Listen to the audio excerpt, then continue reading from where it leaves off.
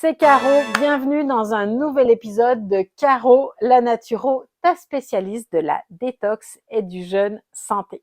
C'est pas mal le meilleur endroit, je te dirais, pour trouver des solutions contre la fatigue, le stress, l'inflammation et la perte de poids. Si tu es nouveau ici, songe à t'abonner car je publie de nouveaux tutos chaque semaine. Aujourd'hui, on va jaser flatulence, paix, gaz, appelle-les comme tu veux. Il n'en reste pas moins que ça peut être très gênant quand ils sont incontrôlables et nauséabonds. Mais avant ça, on va commencer comme à chaque fois par la tisane du jour. Je te propose une tisane à base de mélisse, de thym, de fenouil et de menthe poivrée.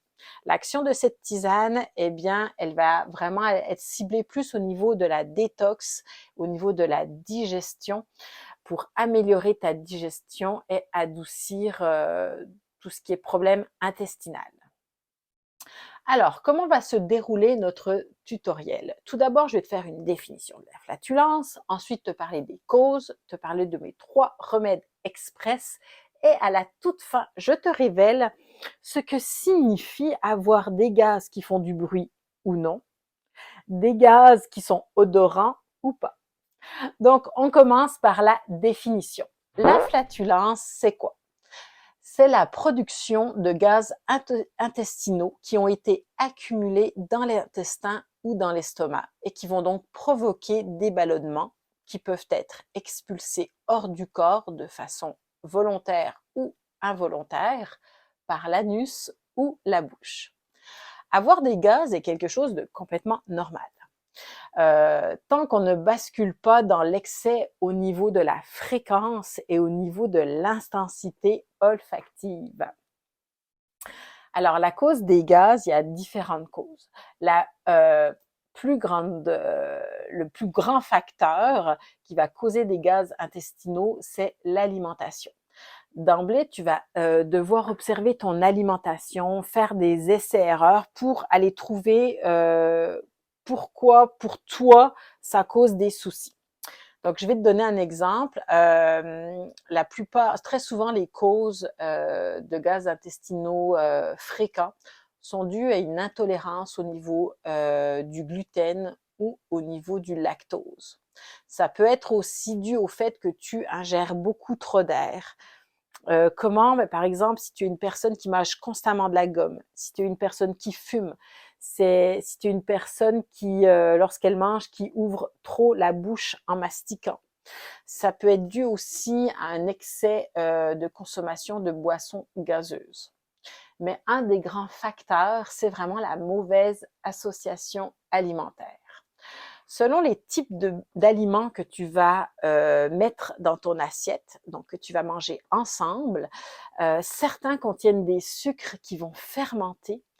Ils vont fermenter dans l'intestin et ils vont créer des gaz et des ballonnements.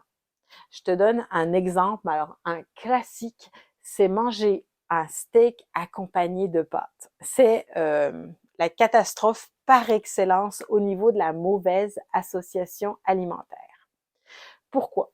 Parce que ton steak, qui est une protéine, va être digéré dans l'estomac et ceci va obliger aux pâtes, qui sont des féculents, à attendre dans l'intestin. Donc là, on a une fermentation, un processus de fermentation qui va s'enclencher et qui va donc créer des ballonnements.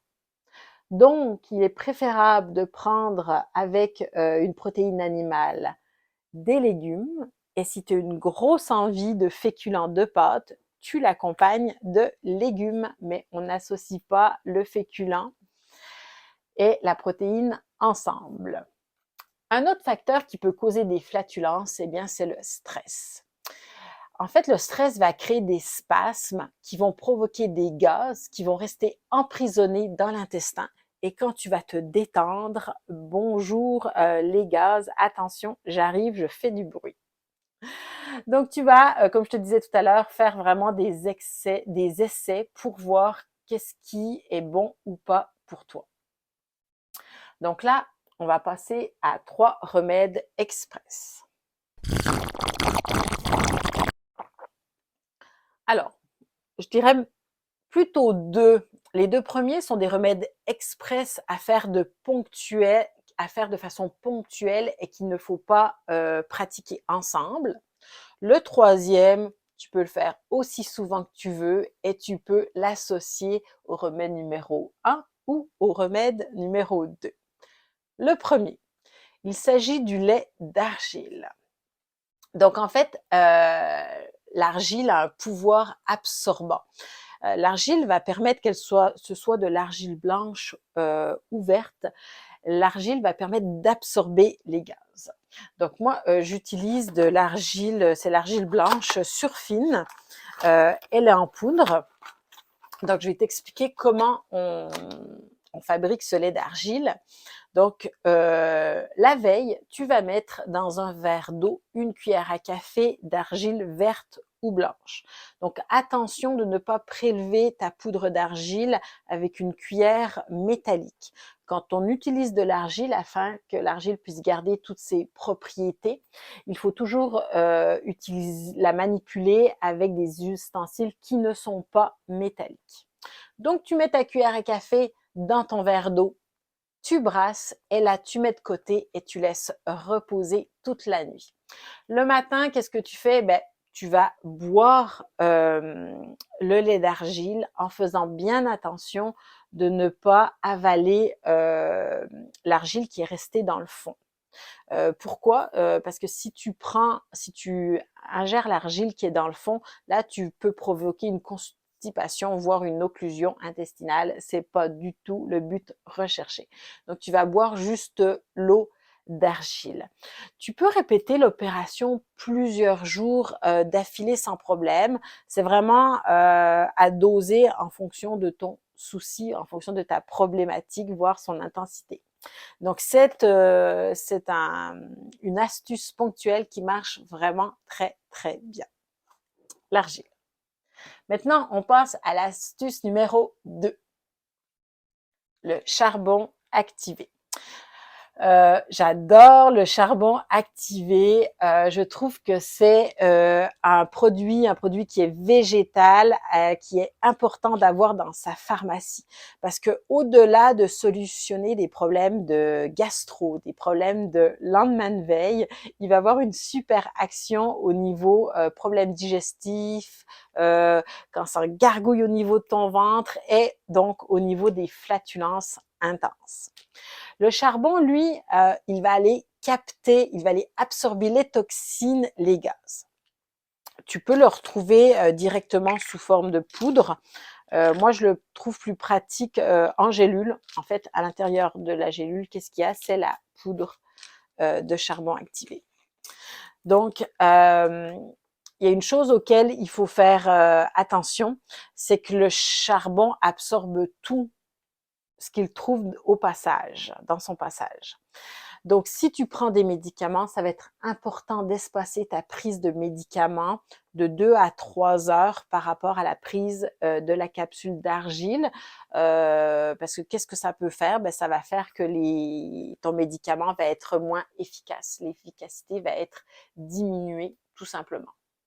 Donc, si tu veux traiter ton problème de flatulence extrême avec l'argile, je te conseille de prendre une capsule le matin, une capsule le soir. Tu fais ça pendant 3 ou 4 jours. Ça va permettre de faire un nettoyage, d'évacuer l'excédent de gaz qui est coincé au niveau des intestins. Donc, voici les 2 premiers remèdes. Donc, je rappelle, on n'associe pas les 2 remèdes ensemble. C'est soit l'argile, soit le charbon.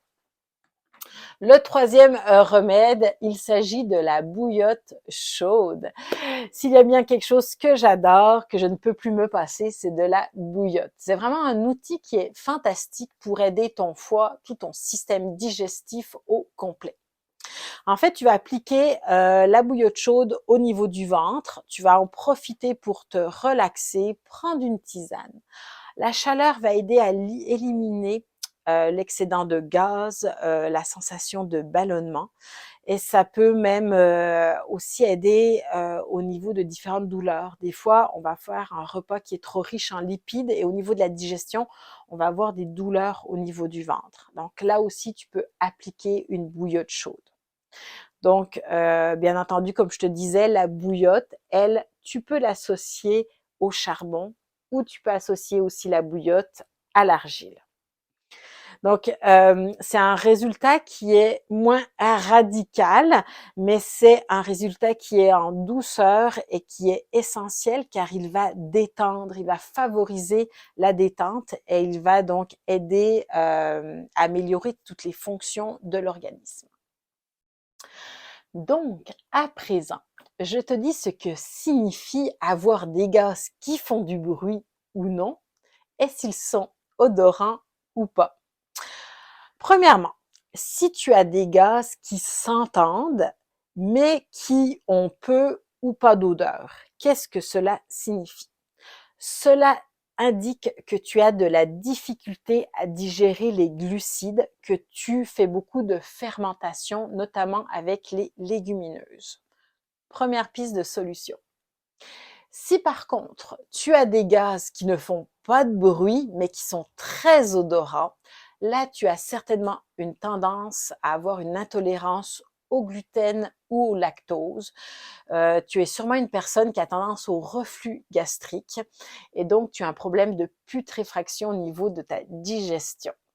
Donc souvent aussi, lorsque les gaz sont très odorants, c'est que tu consommes beaucoup trop de protéines animales. Voilà, j'arrive à la fin de ce tutoriel spécial flatulence. J'espère t'avoir aidé. En fait, je voulais parler de ce problème-là parce que c'est une question qui revient très, très souvent. C'est une question qu'on me pose régulièrement. Qu'est-ce que je peux faire? J'ai un excès de gaz intestinaux ou j'ai des gaz qui sentent très mauvais. Donc, voici mes 3 pistes de solutions. Il n'en reste pas moins que oui, tu as 2 solutions express dont je t'ai parlé, mais ça va être essentiel pour de changer tout simplement ton alimentation, de faire attention à tes associations alimentaires. Je tiens à te rappeler que chaque personne est unique, chaque personne a son propre passif et en cas de doute, consulte ton médecin, ton pharmacien ou ton naturopathe. Et j'en profite donc pour te rappeler que tu peux prendre rendez-vous avec moi. Tu as la possibilité de prendre rendez-vous pour une consultation privée via Zoom en allant sur mon site web carolanaturo.com et tu vas dans la section prendre rendez-vous. Laisse-moi un pouce bleu si tu as aimé la vidéo, un petit commentaire, ça fait toujours plaisir et partage cette vidéo avec un ami. Pense à t'abonner en activant la petite cloche si ce n'est pas encore fait. Ciao, à bientôt!